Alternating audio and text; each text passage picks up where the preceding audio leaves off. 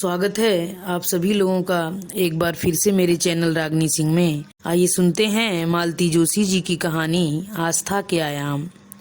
तो चलिए शुरू करते हैं कहानी। गैस पर चाय चढ़ाते हुए सोच रही थी कि आज मेरे लक्ष्मण जी को भैया भाभी की याद कैसे आ गई। नहीं तो 6-6 महीने इधर का रुख नहीं करते।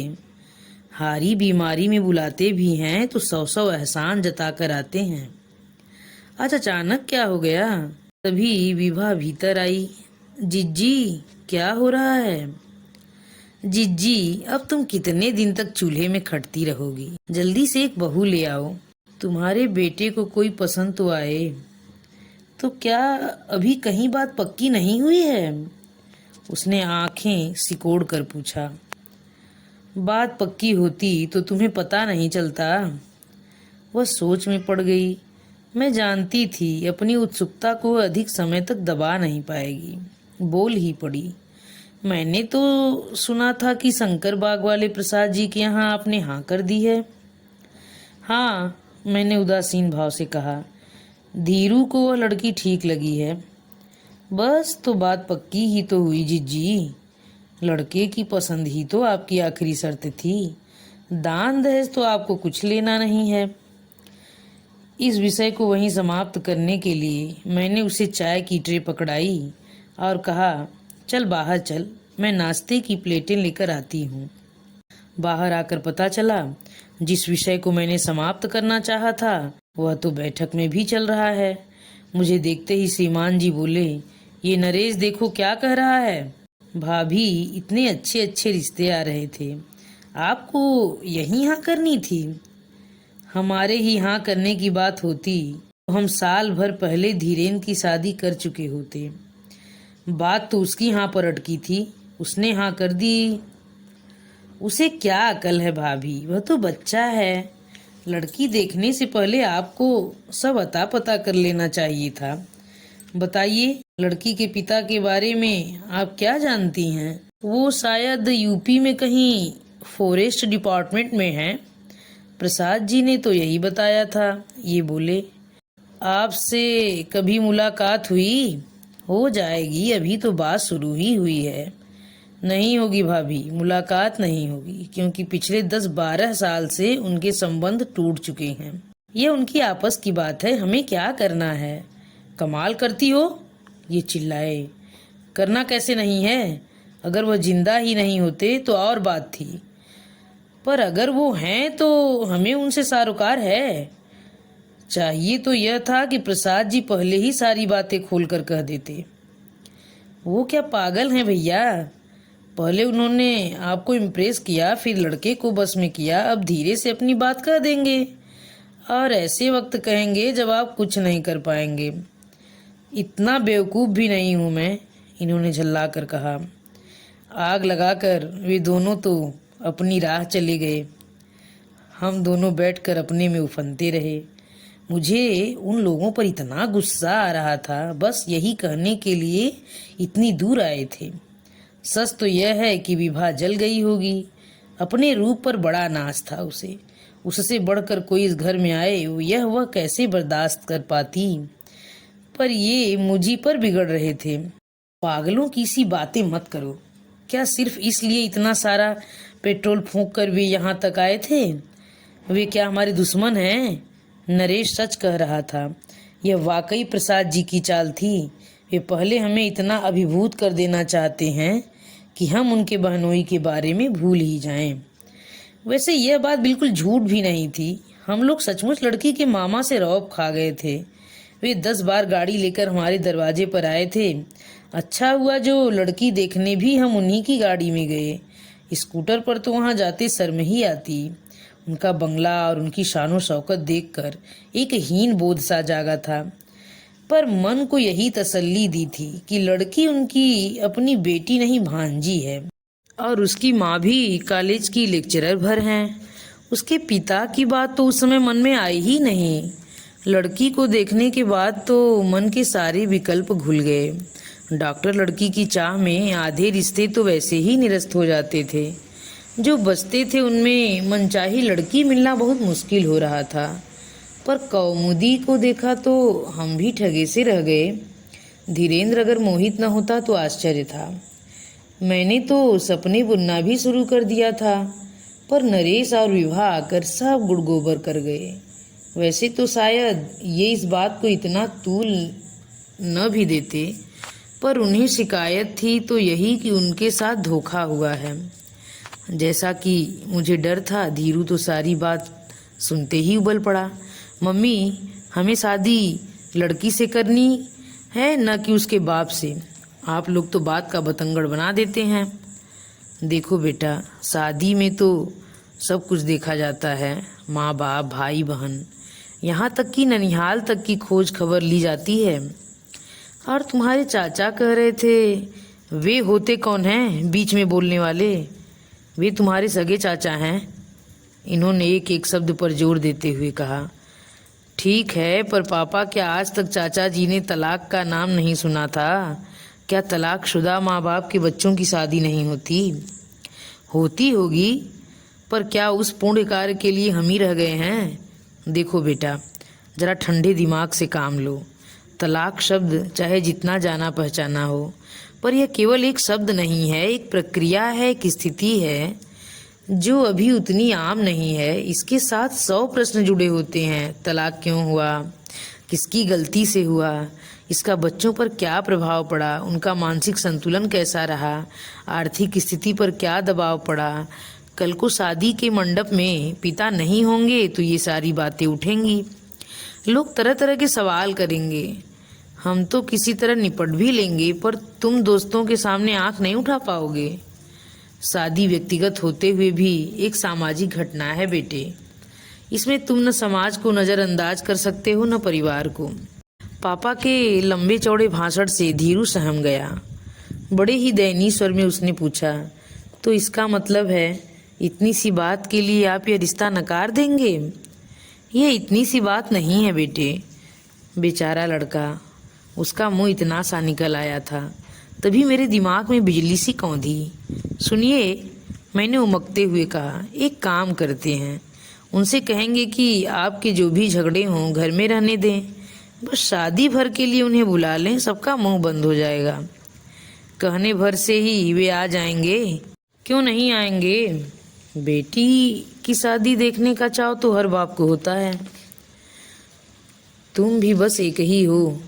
हिंदी पिक्चरें देख देख कर तुम्हारा दिमाग खराब हो गया है। अब इस बात का कोई क्या जवाब दे। इन्होंने तो एक तरह से बात खत्म ही कर दी थी, पर मैंने हार नहीं मानी। चुपचाप उन लोगों को फ़ोन कर दिया कि आकर मिल लें। वे लोग भी जैसे हमारे निमंत्रण की बाट ही जो रहे थे। दूसरे ही दिन दोनों भाई बहन आ पहुँचे। इन्होंने ढंग से नमस्ते का जवाब भी नहीं दिया। उन पर तो थोड़ी नाराज़गी थी ही, असली गुस्सा मुझ पर था। मैंने उन्हें भनक भी नहीं लगने दी थी, इसलिए इस अप्रत्याशित भेंट वार्ता के लिए वे तैयारी नहीं कर पाए थे। उन लोगों ने समझा कि अब हम लड़के वाले हो गए हैं, इसलिए लटके झटके दिखा रहे हैं। फौरन उन्होंने उस सामान की फहरिस्त भी निकाली जो वे लड़की को देने जा रहे थे। फिर उन्होंने जनवासे की बुकिंग के बारे में बताया, रिसेप्शन का मीनू पढ़कर सुनाया। फिर बताया कि बारात के लिए 4 घोड़ों की शानदार बग्घी वे तय कराए हैं। वैसे धीरेन्द्र जी अगर कार में आना पसंद करते हों तो वह इंतज़ाम भी हो जाएगा। अपने उत्साह में वे शायद भूल ही गए कि लड़के को मंडप तक पहुंचाने की व्यवस्था का दायित्व तो हम पर है। उन्हें तो यह बात भी बड़ी देर में समझ में आई कि इतनी देर से हमने उनकी एक बात का भी जवाब नहीं दिया था। वे लोग थोड़ा सहम गए। फिर कौमुदी की माँ धीरे से बोली, यह तो खैर मैंने अपनी बुद्धि के अनुसार एक रफ एस्टीमेट बनाया है। वैसे आपकी जो भी मर्जी हो बता दें। एक ही लड़की है मेरी, उसी के लिए कमा रही हूँ। आप कहकर तो देखिए, आपकी कोई बात खाली नहीं जाएगी। इतनी देर बाद इन्होंने मुंह खोला। बोले, अब आपसे क्या कहें। कौमुदी के पापा अगर बातचीत करने आते तो कुछ कहते भी। वे दोनों एकदम सकपका गए। फिर मामा जी बड़ी गंभीर मुद्रा बनाकर बोले, हमने शायद आपको बताया नहीं, सुमन और Kumar they are legally separated long back. तो क्या बेटी की शादी में भी नहीं आएंगे? सवाल ही नहीं पैदा होता। तो फिर कन्यादान कौन करेगा? भैया करेंगे। कौमुदी की माँ तपाक से बोली, आज तक उन्होंने ही तो सब कुछ किया है, कन्यादान का अधिकार भी उन्हीं का है। कुछ पल शांति रही। मैंने उनकी ओर देखा, वहाँ अस्वीकृति साफ झलक रही थी। फिर मैंने कमान संभाली। देखो बहन, जैसे आपकी एक लड़की है, मेरा भी एक ही लड़का है। लड़कियों की शादी से फारिग हो चुकी हूँ। अब घर में जो कुछ है इसी का है। इसलिए आप अपनी लड़की को अपनी मर्जी से जो कुछ देना चाहें दे दें। हमें किसी चीज़ की ज़रूरत नहीं है। हमारी बस एक इच्छा है, इसे चाहे हमारी मांग कह लीजिए या शर्त। हम यह चाहते हैं कि लड़की के पिता शादी में जरूर आएं। नाते रिश्तेदारों को उंगली उठाने का मौका न मिले। यह आपकी बेटी के हक में भी अच्छा होगा। घर की बात घर में ही रह जाएगी। वे कुछ कहने को हुई तो मामा जी ने उन्हें रोक दिया और बोले, बस इतनी सी बात है ना, हम लोग ज़रूर कोशिश करेंगे, आप इत्मीनान रखिए। यह आश्वासन उन्होंने इतनी फुर्ती से दिया कि उसकी विश्वसनीयता ही समाप्त हो गई। ये एकदम चौकन्ने हो उठे और कहा, बल्कि मैं तो सोचता हूँ आप सगाई में ही बुलवा लें तो अच्छा रहेगा। शादी में तो बस भागम भाग मची रहती है, परिचय नहीं हो पाता, फॉर्मेलिटी होती है। इस बार भी उन्होंने कहा, जी हम कोशिश करेंगे, पर उत्तर में वह तत्परता नहीं थी। इस भेंट वार्ता से सुपुत्र को अवगत कराना मैंने जरूरी नहीं समझा, सो इसे गुप्त ही रखा। रसोई से फुर्सत होकर जरा लेटी ही थी कि दरवाजे की घंटी बजी। हे भगवान, कहीं पड़ोस की गुप्ताई न हो। उन्हें तो समय असमय का ध्यान ही नहीं रहता।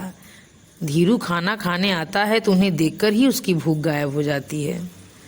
दरवाज़ा खोला तो चकित रह गई। एक क्षण भर तो पहचान ही नहीं पाई। इससे पहले एक दो बार जब भी उसे देखा, साड़ी में दबी ढकी ही देखा। सलवार सूट और खुले बालों में वो एकदम अलग ही लग रही थी। आओ, मैंने उसे भीतर लेते हुए कहा। कॉलेज से आ रही हो? जी नहीं, हॉस्पिटल से। मेरी इंटर्नशिप चल रही है ना। गई थी। सच तो यह था कि अंदाजा लगा रही थी कि वह अचानक क्यों आई है। ईमानदारी की बात तो यह है कि उसका इस तरह से आना अच्छा भी नहीं लगा। शायद धीरू ने बुलाया हो, पर बुलाने से पहले मुझसे पूछना तो था, बता ही देता तो जरा घर ठीक ठाक करके रखती, खुद भी जरा ढंग की साड़ी पहन लेती।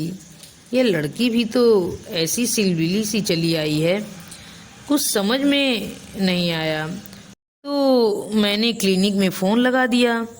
धीरू, कौमुदी आई है क्या? उसके स्वर में आश्चर्य था। तू घर आ रहा है ना? Don't worry mom, just coming. उसने मेरे स्वर की व्यग्रता को पकड़ लिया। समझ गया होगा कि मम्मी के हाथ पांव फूल गए होंगे। फ़ोन रखकर मैं पानी लेने चली गई। पानी देने के बाद पूछा, चाय पियोगी? नहीं आंटी, अब घर जाकर खाना ही खाऊंगी। तो यहीं खा लो ना, सब तैयार है, बस खाने वालों का ही इंतज़ार है। आज रहने दें, आज माँ घर पर हैं, इंतज़ार करेंगी। माँ ऑफिस नहीं गई? मैंने पूछा। उसने जवाब नहीं दिया, बस खिड़की के बाहर देखती रही।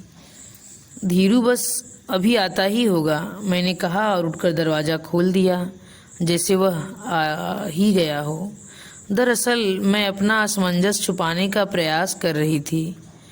आप बैठिए आंटी, उसने कहा तो मुझे आकर बैठना ही पड़ा। शरबत लोगी? आप परेशान ना हो, मैं कुछ नहीं लूँगी, बस आपके 5 मिनट लूँगी। आपने नाहक धीरेन्द्र जी को फ़ोन किया? मैं दरअसल आपसे ही मिलने आई थी। मुझसे? हाँ, और माँ से छिपकर आई हूँ। आपकी शर्त के बारे में सुना था। वर पक्ष तो अपनी शर्तें मनवा ही लेता है। आपकी शर्त भी मान ली गई है। कल ही मामा रिजर्वेशन करा आए हैं। आज रात को माँ उनके साथ गोरखपुर जा रही हैं। माँ के मन में क्या है यह मैं नहीं जानती, पर मामा का कहना है कि इतनी सी बात के लिए इतना अच्छा रिश्ता छोड़ देना ठीक नहीं है। पर आंटी जी, यह इतनी सी बात नहीं है और इसलिए आपकी शर्त मुझे मंजूर नहीं है। मैं सन्न रह गई। आप तो सारा इतिहास नहीं जानती, आप तो केवल लोकाचार जानती हैं। आप तो यह मानती हैं कि बेटी के बाप का शादी में होना बहुत ज़रूरी है, लेकिन आपको यह कहाँ मालूम है कि इसी बाप ने हम दोनों माँ बेटी को आधी रात घर से निकाल दिया था। वह रात हमने पड़ोसियों के यहाँ बिताई थी। उन्हीं लोगों ने टिकट का बंदोबस्त करके हमें गाड़ी पर चढ़ाया था। नशे में धुत पिता की वही तस्वीर मेरी स्मृति में है और उस तस्वीर में मेरी रत्ती भर भी आस्था नहीं है। घर से निकाल क्यों दिया था? मैंने बड़ी संकोच के साथ पूछ ही लिया। आप तो जानती हैं दौलत के साथ 100 ऐब जुड़ जाते हैं। ऊपर से अफसरी भी थी। माँ बेचारी चुपचाप सब सहन करती रही।